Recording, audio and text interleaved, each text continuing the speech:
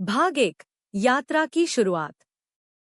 एक शांत गांव में, जो पहाड़ियों और हरे भरे जंगलों के बीच बसा हुआ था, एक युवा व्यक्ति रहता था जिसका नाम आनंद था। उसे उसकी दयालुता और मृदु स्वभाव के लिए जाना जाता था। फिर भी वह अक्सर एक अजीब सी बेचैनी महसूस करता था, जैसे उसकी जिंदगी में कुछ गहरा अर्थ छुपा हुआ हो जिसे वह समझ नहीं पा रहा था।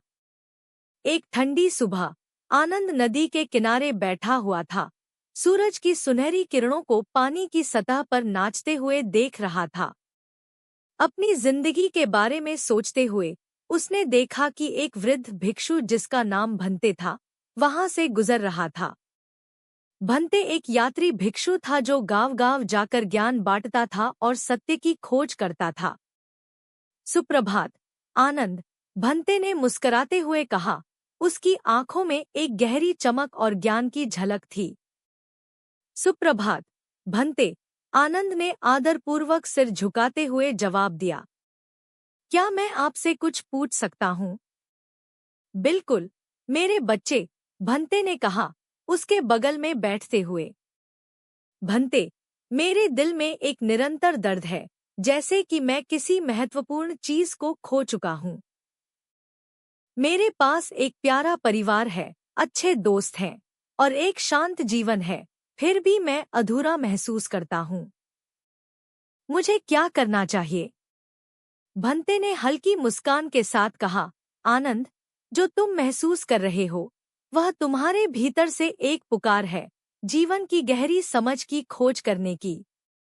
कई लोग अपनी पूरी जिंदगी बिता देते हैं, बिना इस पुकार को सुने। तुम भाग्यशाली हो कि तुम इसे महसूस कर रहे हो। क्या तुम आत्मान्वेषण की यात्रा पर निकलना चाहोगे?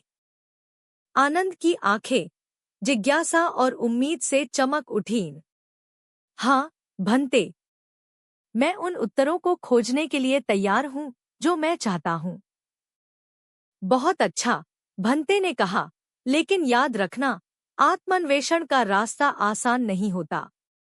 इसमें धैर्य, सहनशीलता और एक खुले दिल की आवश्यकता होती है। क्या तुम इन चुनौतियों का सामना करने के लिए तैयार हो? मैं तैयार हूँ, भंते, आनंद ने दृढ़ता से कहा। भंते ने संतोषपूर्वक सिर हिलाया। तो चलो हमारी यात्रा शुरू करते हैं। हमारी पहली मंजिल पवित्र वन है, जहाँ हम प्राचीन बोधि वृक्ष की बुद्धिमत्ता की खोज करेंगे। आनंद और भंते अपनी यात्रा पर निकल पड़े, घने जंगलों से गुजरते हुए, चमकती हुई धाराओं को पार करते हुए और खड़ी पहाड़ियों को चढ़ते हुए।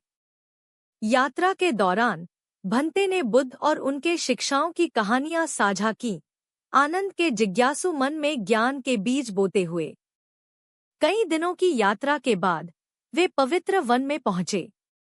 बोधि वृक्ष केंद्र में विशालता के साथ खड़ा था, उसकी पत्तियां हवा में धीरे धीरे सरसराती हुईं। भंते और आनंद उसकी छाया में बैठ गए, उस स्थान की शांति का आनंद लेते हुए।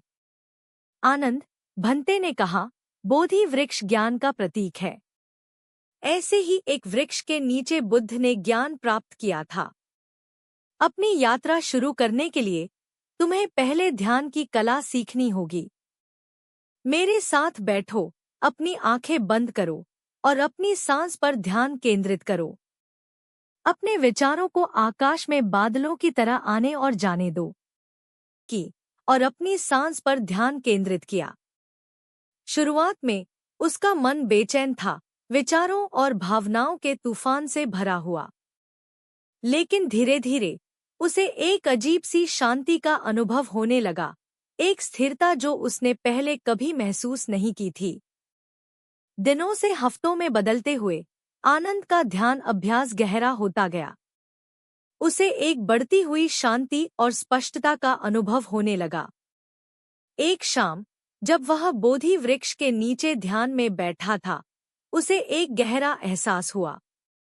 उसने समझा कि उसकी बेचैनी उसकी भौतिक वस्तुओं से लगाव और बाहरी मान्यता की चाह से उत्पन्न हो रही थी। सच्चा सुख, उसने महसूस किया, केवल भीतर पाया जा सकता है। आनंद ने अपनी आंखें खोलीं और भंते की ओर देखा, जो उसे समझते हुए मुस्करा रहे थे। तुमने पहला कदम उठाया है, आनंद।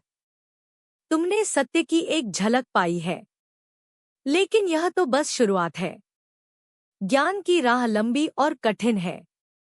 क्या तुम आगे बढ़ने के लिए तैयार हो?